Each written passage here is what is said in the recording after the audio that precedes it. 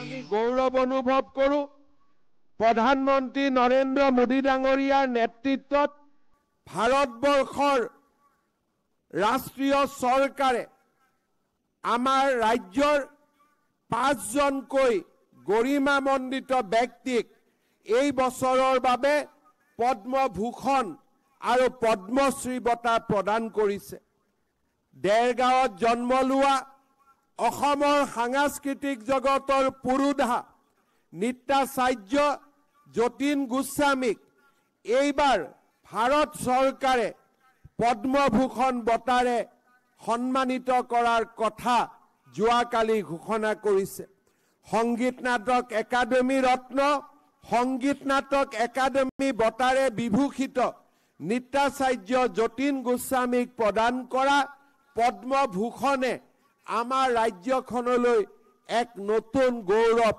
কঢ়িয়াই আনিলে পদ্মভূষণ সন্মানৰ সমান্তৰালভাৱে সৰ্বশ্ৰী অনিল কুমাৰ বড়ো শ্ৰীমতী গীতা উপাধ্যায় জয়চৰণ বাথাৰী আৰু ৰেবকান্ত মহন্ত ডাঙৰীয়াক ভাৰত চৰকাৰে পদ্মশ্ৰী বঁটাৰে সন্মানিত কৰিছে পদ্মভূষণ শ্ৰী যতীন গোস্বামী আৰু পদ্মশ্ৰী সন্মানেৰে আমালৈ গৌৰৱ কঢ়িয়াই অনা আটাইকেইগৰাকী মহীৰোহক মই ডিব্ৰুগড়ৰ পৰাই অসমবাসী ৰাইজৰ হৈ আকৌ এবাৰ অভিনন্দন জনাইছো ভাৰত চৰকাৰ সৰ্বোচ্চ অসামৰিক সন্মান পদ্মভূষণ লাভ কৰি আনন্দিত নৃত্যাচাৰ্য যতীন গোস্বামী ৰাজ্যবাসী তথা ভকত বৈষ্ণৱৰ আশীৰ্বাদৰ বাবে আজি এই স্বীকৃতি পোৱা বুলি প্ৰতিক্ৰিয়া প্ৰকাশ কৰিছে বৰেণ্য শিল্পীগৰাকীয়ে পদ্মভূষণেৰে সন্মানিত কৰাৰ বাবে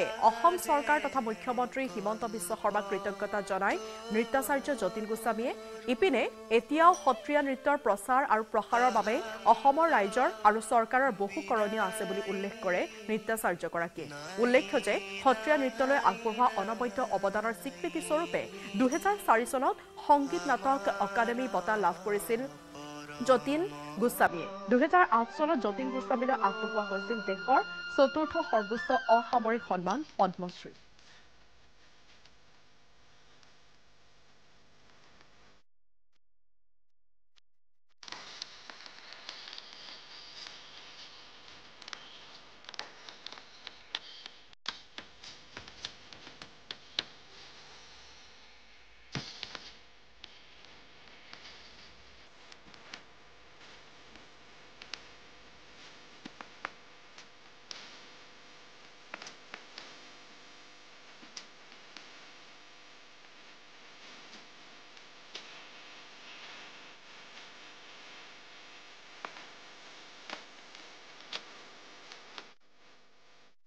নিশ্চয় মনত আনন্দ লাগিছে।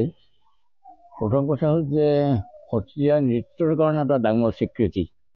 যতীন গোস্বামী বোলা মানুহজনৰ মানে হেৰিটো কি চিনাকিটো কি চিনাকি হ'ল সত্ৰীয়া নৃত্য। গতিকে যিটো চিনাকিৰ কাৰণে এই সন্মানটো দিছে সেই চিনাকিটো হ'ল সত্ৰীয়া নাচ। গতিকে সত্ৰীয়া নাচৰ কাৰণে এটা ডাঙৰ স্বীকৃতি এইটো। সেইকাৰণে মই খুব আনন্দিত হৈছোঁ। আৰু ইয়াৰ কাৰণে অসমৰ ৰাইজৰ আশীৰ্বাদ, অসমৰ সত্ৰসমূহৰ ভকত বৈষ্ণৱসকলৰ মোৰ প্ৰতি থকা আশীৰ্বাদ এইখিনিৰ কাৰণে এইটো সম্ভৱ হৈছে। আৰু অসম চৰকাৰ, অসমৰ মুখ্যমন্ত্ৰীৰ অনুমোদন নহ'লেইটো নহয়। গতিকে মই তেখেতসকলৰ ওচৰতো মই কৃতজ্ঞতা প্ৰকাশ কৰিছোঁ। ইফালে বিশিষ্ট লেখিকা গীতা উপাধ্যায়লৈ পদ্মশ্ৰী সন্মান আগবঢ়োৱা হৈছে। অনুবাদ সাহিত্যৰ লগতে দুবাৰকৈ সাহিত্য অকাডেমী বঁটা লাভ কৰা গীতা উপাধ্যায় স্বাধীনতা সেনানী ছবিলাল উপাধ্যায়ৰ নাতি। তেজপুৰৰ চানমাৰীৰ বাসিন্দা ৭৮ বছৰীয়া গীতা উপাধ্যায়ৰ অসমীয়া আৰু নেপালী উভয় ভাষাতে সাহিত্য সেৱা আগবঢ়াই আহিছে। সম্প্ৰতি বাৰ্ধক্যজনিত কাৰণত অসুস্থ বিশিষ্ট লেখিকাগৰাকী সাহিত্যিকগৰাকীয়ে পদ্মশ্ৰী সন্মান লাভ কৰাৰ খবৰ পোৱাৰ পিছতে তেখেতৰ বাসগৃহত বিধায়কসহ বিভিন্নজনে শুভেচ্ছা জ্ঞাপন কৰে। তেজপুৰৰ গীতা উপাধ্যায় লাভ কৰিছে সৰ্বোচ্চ সন্মান পদ্মশ্ৰী। আৰু মই বৰ্তমান গীতা উপাধ্যায়ৰ যিহেতু বাসগৃহত উপস্থিত আছোঁ আৰু বিভিন্নজন ব্যক্তি শুভাকাংক্ষী আহিছে আৰু গীতা উপাধ্যায়ক এই মুহূৰ্তত সকলোৱে সন্মান জনোৱা পৰিলক্ষিত হৈছে। আৰু আমি এইখিনি উল্লেখ কৰিম 2016 চনত জন্মভূমি মেৰো স্বদেশ নামৰ এখন গ্ৰন্থৰ বাবে সাহিত্য অকাডেমী বঁটা লাভ কৰিছিল এইগৰাকী গীতা উপাধ্যায়। আৰু এইখিনিতে আমি উল্লেখ কৰিম স্বাধীনতা সেনানী ছবিলাল উপাধ্যায়ৰ নাতি। দীৰ্ঘদিন শিক্ষকতাৰ দৰে পবিত্ৰ বৃত্তিত জড়িত হৈ আৰু বিশেষকৈ অসমীয়া আৰু নেপালী দুয়োটা ক্ষেত্ৰতে দুয়োটা সাহিত্যতে ব্যুৎপত্তি থকা বিভিন্ন গ্ৰন্থৰ প্ৰণেতা এইগৰাকী গীতা উপাধ্যায়ক যিহেতু ভাৰত চৰকাৰে সৰ্বোচ্চ সন্মান পদ্মশ্ৰী আগবঢ়াইছে, মই পুনতে আপোনাক নিউজ 18ৰ তৰফৰ পৰা অভিনন্দন জনাইছোঁ। ধন্যবাদ। ক'ব অনুভৱ কেনেকুৱা? ভাল লাগিছে, মানুহজনো আহিলে এনেকৈ ভাল লাগে, ইণ্টাৰভিউ ল'লেতো আৰু ভাল লাগে। বয়সৰ কিছু আঁচোৰ পৰিছে, এতিয়া আপোনাৰ কিমান হৈছে বয়স? মোৰ হ'ল 78-9 মান হ'ল। 78। কিমান বছৰ শিক্ষকতা কৰিলে আপুনি? 30 বছৰ কৰিলোঁ। দীৰ্ঘদিন আপুনি যিহেতু সাহিত্য ক্ষেত্ৰখনত জড়িত, আপুনি অসমীয়া আৰু নেপালী দুয়োটা দিশতে আপুনি বিভিন্ন গ্ৰন্থ ৰচনা কৰিছে। কি ক'ব? অনুবাদ কৰিছোঁ, ৰচনা কৰিছোঁ। শেহতীয়াকৈ কিবা সৃষ্টিশীল কামত লাগি আছে, কিবা কিতাপ লিখিছে নেকি? এতিয়া বৰ্তমান তেনেকৈ নাই, পঢ়া শুনা কৰোঁ, বাতৰি কাকত পঢ়োঁ ৰেগুলাৰ। এতিয়া বিশেষ বাতৰি কাকতে পঢ়োঁ। হয়, যিহেতু কিছু অসুস্থ বাইদেউ আৰু স্থানীয় বিধায়কগৰাকীও আছে, তেখেতেও অভিনন্দন জ্ঞাপন কৰিছে। কি ক'ব? তেজপুৰ তথা অসমৰ বাবে আমি তেজপুৰবাসী আনন্দিত আৰু গৌৰৱান্বিত। ছবিলাল উপাধ্যায়ৰ দৰে এজন মহান ব্যক্তি, যিগৰাকী ব্যক্তিয়ে ভাৰতৰ স্বাধীনতা সংগ্ৰামত জপিয়াই পৰিছিল, তেখেতৰে নাতিনী গীতা উপাধ্যায় ইয়াৰ আগতেও সাহিত্য একাডেমী বঁটা পাবলৈ সক্ষম হৈছিলে তেখেতৰ ৰচনাৰ জৰিয়তে। আৰু বহুত নিজেই স্বৰচিত কিতাপ লিখাৰ উপৰিও অনুবাদ সাহিত্যত তেখেতে মনোযোগ দিছিলে।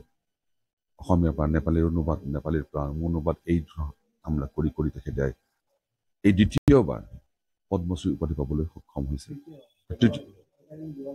একাডেমি দুবাৰ পাইছে এইটো, আৰু প্ৰথমবাৰৰ বাবে এইটো পদ্মশ্ৰী উপাধি পাবলৈ সক্ষম হৈছে। আৰু আমি সকলো আনন্দিত আৰু গৌৰৱান্বিত। তেখেতে এতিয়া বয়সৰ আঁচোৰ পৰা বুলি কৈছে, এতিয়া লিখা মেলা কৰা নাই, কিন্তু কিতাপ এতিয়াও পঢ়ে, বাতৰি কাকত এতিয়াও পঢ়ে, পঢ়ি খুব ভাল পায়। আৰু সৃষ্টিৰাজি কৰিবলৈ তেখেতৰ এতিয়া আৰু যিমানখিনি কৰিব লগা আছে কৰি গ'ল। যিখিনি পাব লগা আছে আমি অসম চৰকাৰৰ জৰিয়তে আমি দিবলৈ সক্ষম হৈছোঁ, তাৰ বাবে আমি আনন্দিত হৈছোঁ। আনহাতে 2025 বৰ্ষৰ বাবে ঘোষিত পদ্মশ্ৰী সন্মান প্ৰদান কৰা হ'ব বিশিষ্ট শিক্ষাবিদ ডক্টৰ অনিল কুমাৰ বড়োলৈও। ৰাজ্যৰ বিশিষ্ট সাহিত্যিকগৰাকীৰ সৃষ্টিয়ে অসমীয়াৰ লগতে বড়ো সাহিত্যক চহকী কৰিছে। পদ্মশ্ৰী সন্মান লাভ কৰি আনন্দিত হৈ পৰিছে বিশিষ্ট সাহিত্যিকগৰাকী। গণৰাজ্য দিৱসৰ দিনাই ব্যক্ত কৰিলে নিজৰ মতামত। আজি ৭৬ সংখ্যক গণৰাজ্য দিৱস আৰু গণৰাজ্য দিৱসৰ প্ৰাক্ষণত শনিবাৰে কেন্দ্ৰীয় চৰকাৰে ঘোষণা কৰিলে ২০২৫ বৰ্ষৰ পদ্মশ্ৰী সন্মানৰ বাবে নিৰ্বাচিত হোৱা ব্যক্তিসকলৰ নাম আৰু তাৰে ভিতৰত আছে অসমৰ এগৰাকী বিশিষ্ট সাহিত্যিক তথা বিশিষ্ট শিক্ষাবিদ অনিল কুমাৰ বড়োদেৱ। অনিল কুমাৰ বড়োদেৱেও এইবাৰ ২০২৫ বৰ্ষৰ যি পদ্মশ্ৰী সন্মান সেই সন্মানৰ বাবে মনোনীত হৈছে আৰু এই মুহূৰ্তত মই অনিল কুমাৰ বড়ো ডাঙৰীয়াৰ সৈতে উপস্থিত আছো। ডাঙৰীয়া, প্ৰথমে আপোনাক নিউজ ১৮লৈ স্বাগতম জনাইছো আৰু লগতে শুভেচ্ছা জ্ঞাপন কৰিছো যিহেতু আপুনি ২০২৫ বৰ্ষৰ এই যি পদ্মশ্ৰী সন্মান সেই সন্মানৰ বাবে যিহেতু মনোনীত হৈছে, প্ৰথমে জানিব বিচাৰিম আপোনাৰ মনোভাৱ কি ক'ব? মোৰ ব্যক্তিগত অনুভৱ বুলি ক'বলৈ গ'লে ভালেই লাগিছে যে আমাৰ ভাৰত চৰকাৰে আমাৰ নিচিনা এগৰাকী সাহিত্য সাধকক বা শিক্ষাৰ সৈতে জড়িত ব্যক্তিক যোগ্য বুলি বিবেচিত কৰিছে। প্ৰায় পদ্ম সন্মানৰ বাবে প্ৰায় ১০৪জনমান আছে লিষ্ট মই দেখিছোঁ।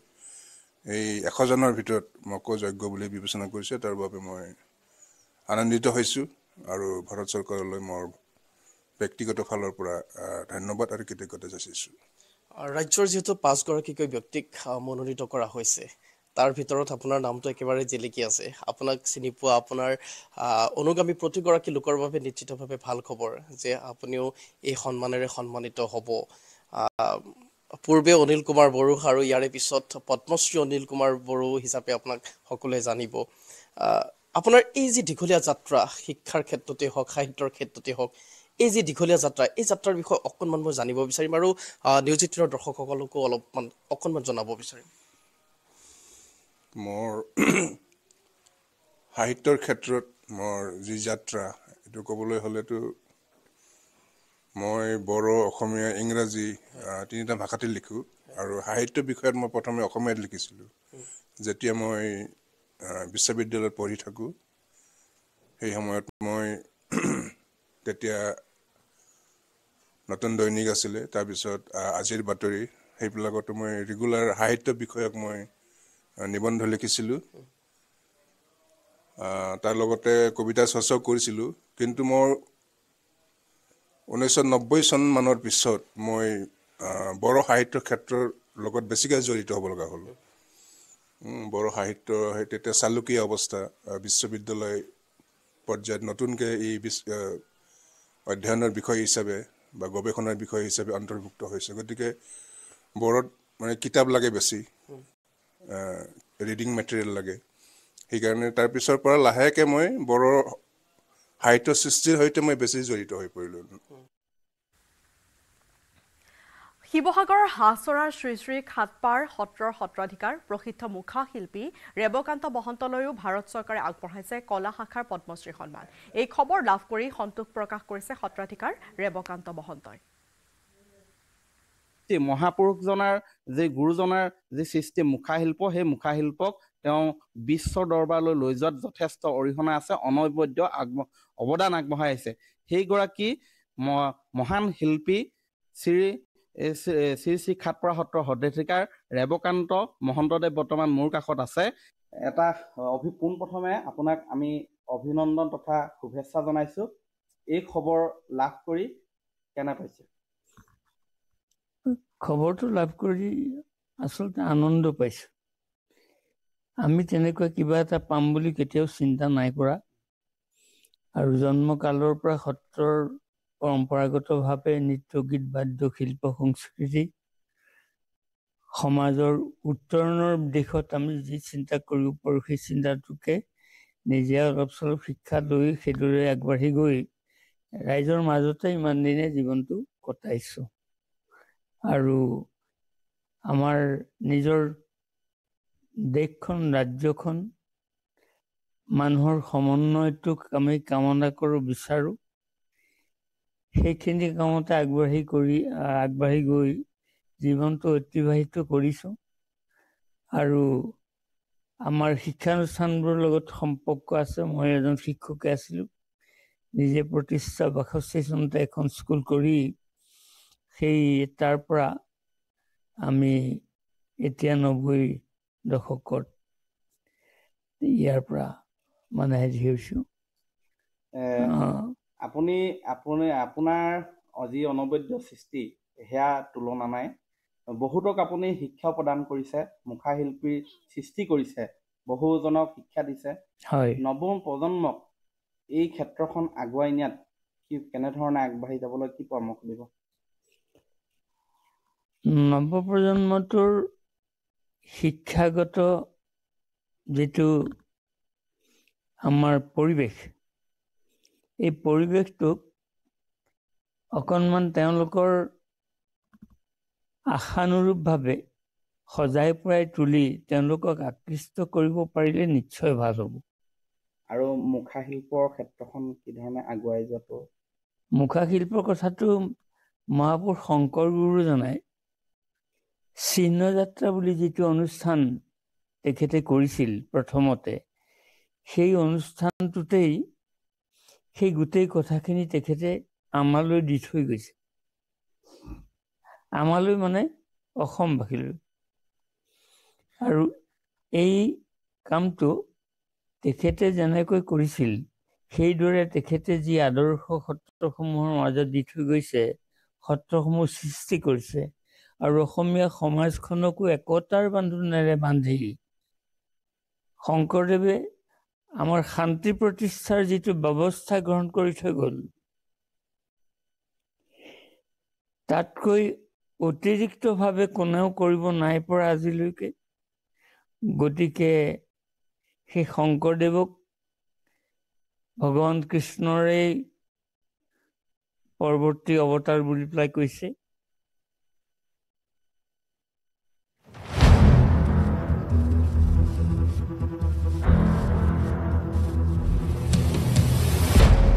ই যে ৰণাংগনৰ কাহিনী, সীমান্তত হতাজাগ্ৰত বাহিনী,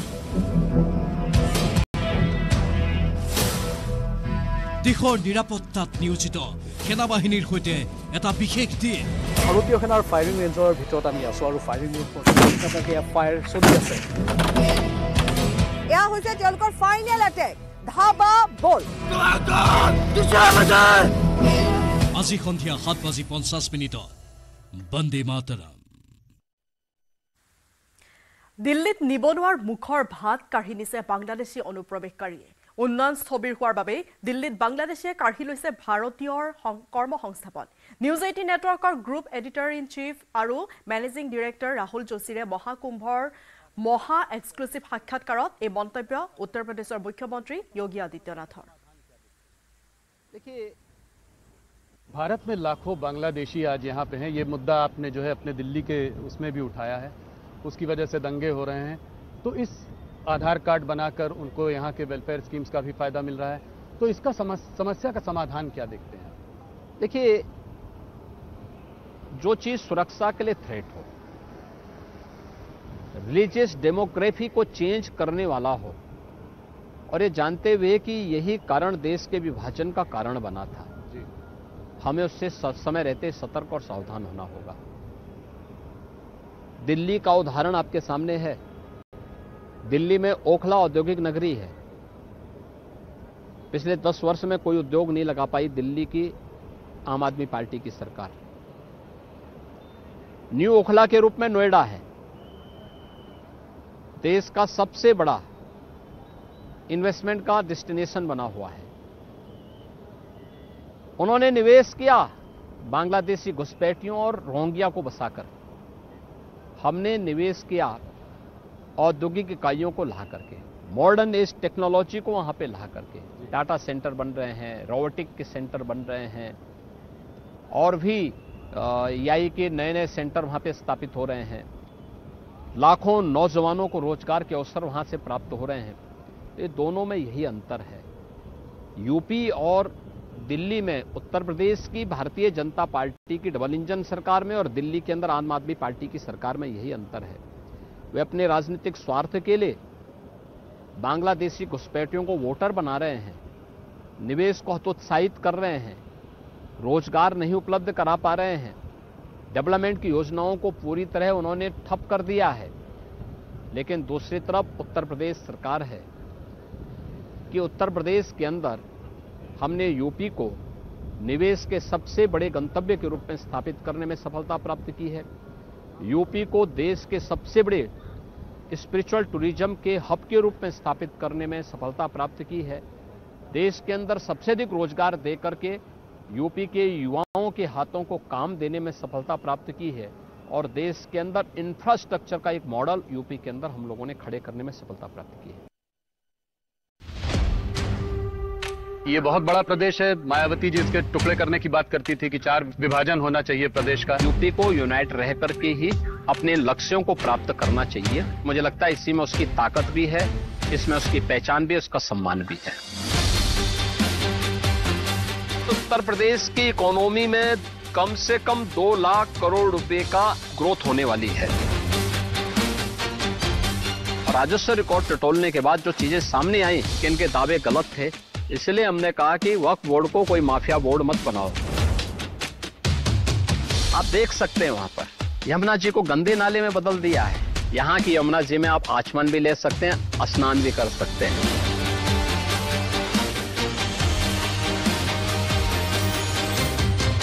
जो करोड़ों दर्शक हैं न्यूज 18 के, उन सबको ये दृश्य देखने का एक अवसर प्राप्त होगा।